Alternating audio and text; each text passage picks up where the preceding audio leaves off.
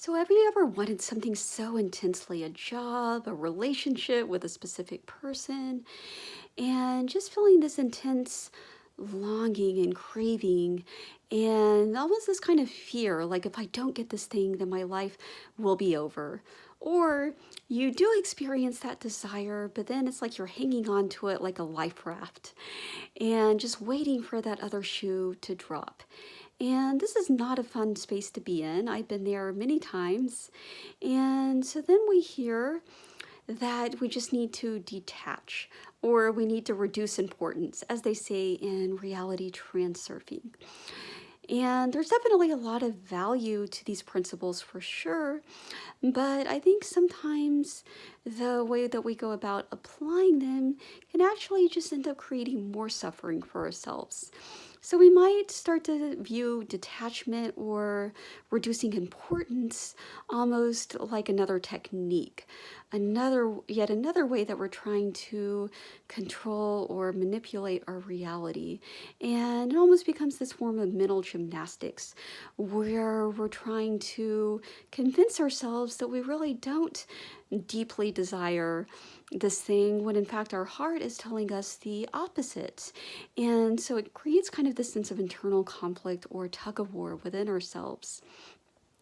Almost kind of like when we were kids and you may have had that experience where you didn't get invited to a birthday party, and so then to hide your hurt and pain you might say, well, I didn't want to go to that stupid party anyway. But deep down you really did want to go. And that to me is kind of the true meaning of denial, is kind of denying what it is that our heart really wants, what it is that's inside of us that's desperately trying to come out into the world, that's trying to emerge from within us. And so then we're told, well, just go for something that you don't really care about that much. And then once you get that thing, then that will demonstrate to yourself that you're capable of getting this bigger thing. It'll build up your confidence. And so I tried to do that for a long time. And at a certain point, I was like, well, what's even the point of this? If Why am I putting all this energy into getting these things that I don't even really care about that much, rather than just devoting my energy to the things that I actually care about, to the things that I actually want? And I recognized that this was all coming from a distortion. And this is what I talked about before, this core separation, this belief that we are separate from source. And so when we believe in the separation, then we feel that we must try and force and manipulate reality. And it's no wonder, because we feel scared, we feel out of control. And so we feel like somehow by inventing these rules and like all these tests for ourselves, that will help us to feel safer and more in control. But actually, in a lot of cases, it actually does the opposite. Because the more I tried to control my reality, the more out of control and the less safe that I actually felt. And it was also kind of doing all those tests, I feel like is really kind of a distortion of what I feel like a lot of these teachers, these spiritual teachers, were actually saying, or regardless of what they were saying, what I think the true purpose of all of this is to actually experience the things that we desire. And then it suddenly gets distorted from standing in that love and experiencing the things that you truly desire, to suddenly it becomes a test of your worth, and just constantly trying to prove yourself and prove your abilities as a manifester. And am I capable of rising to expert manifester status, or am I still stuck at the amateur level, when that was never really the, or at least in my case, that was never really my intention to begin with. It all just ended up getting twisted and convoluted. And so I started to think about, well, what are times in my life where I did physically experience something that I truly desired, and it just felt natural and effortless. It very much flowed. And that might be what we might call the flow states. And one of the times that I thought about was when I got one of my very first copywriting positions, my first major ones, doing a project for Brian Tracy. And so when I got this position, it seemed very, at least to an outsider and from a purely logical level, it seemed very unlikely that me as a newbie, somebody that had never even done a paid assignment before, being able to do this project for somebody as high profile as Brian Tracy. But it was really, I don't think I knew about manifestation at that time. Maybe I'd heard of the law of attraction, but it's not like I ever did any processes or visualizations, at least in any sort of way to try and control the outcome. I was really just guided by my love and my joy, and really just my sheer enthusiasm for Brian's work and for everything that this company was doing. And I believe just stepping into the flow of that love, that was the guiding force. It wasn't anything to do with manipulation or willpower or anything that I did from my mind. I do remember before the interview just kind of imagining the interview, like I kind of played out the interview in my head, and I imagined the interview going really well, but it wasn't like I was intentionally forcing myself to imagine it that way. It was just like, that's just naturally how it came up in my head. And I think because, again, I just felt so joyful and so enthusiastic about this possibility that really overrided any sense of doubt that I might have been feeling at that time. And similarly, like after the assignment, after I completed the project, they said something to the effect of this is amazing, and this is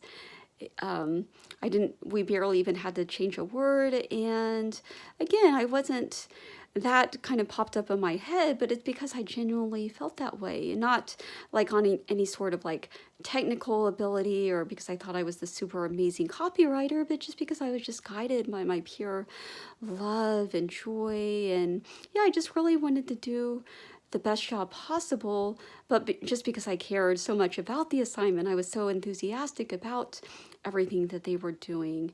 And so once I remembered that, that's how I remembered what now has become my guiding force of just allowing the love to guide me, following your bliss, as Joseph Campbell says, or following your excitement, as Bashar says. And then I feel like all of these other things start to become moot points. All these things about, craving and controlling and detachment and reducing importance.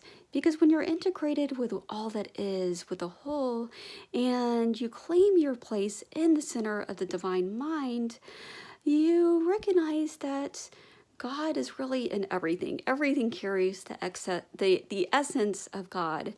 And so therefore, you start to lose that sense of importance. And so detachment arises naturally, not as something you have to force yourself into doing, because you see it all as a sense of, all is just this divine expression, and all of it is this expression of who you are and the completeness and the perfection of who you are. And so you're no longer looking to these things of the world to give you a sense of completeness or to prove yourself or to feel that void inside of you. And so, yeah, so operating from this place, you start to see that it's all perfect and it's all equally important. Sure, you may have certain preferences, but this sense of comparison really starts to fall away. And also the sense of of craving and intense craving and striving, that again comes from the perception of brokenness, that you somehow need this thing to complete you. And if you don't have it, then that means that you're incomplete. And now I just see it more of life, our reality, our human experience, as being this infinite menu. And we just get to experience all these different items like on the menu, and how wonderful it is that we have all these different options to choose from.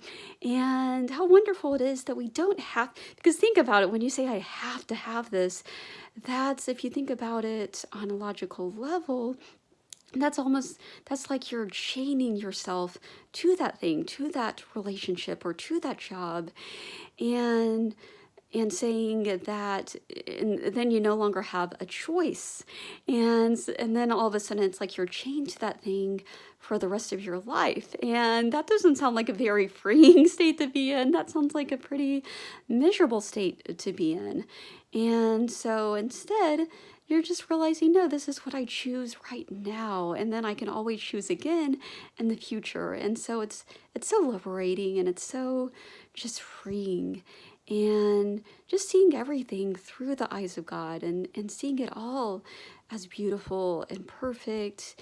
And even if whatever you're experiencing right now is not ideal, just knowing that it all passes. Again, as they say in A Course in Miracles, hold on to nothing. And as you do that, then I've noticed as I apply this principle of holding on to nothing, it seems like very quickly now, everything, the reality before me, kind of like a kaleidoscope, is just constantly morphing and coalescing into this very beautiful, like stained glass piece of art, and just seeing the beauty and perfection in all of it. Not, again, because of any particular experience or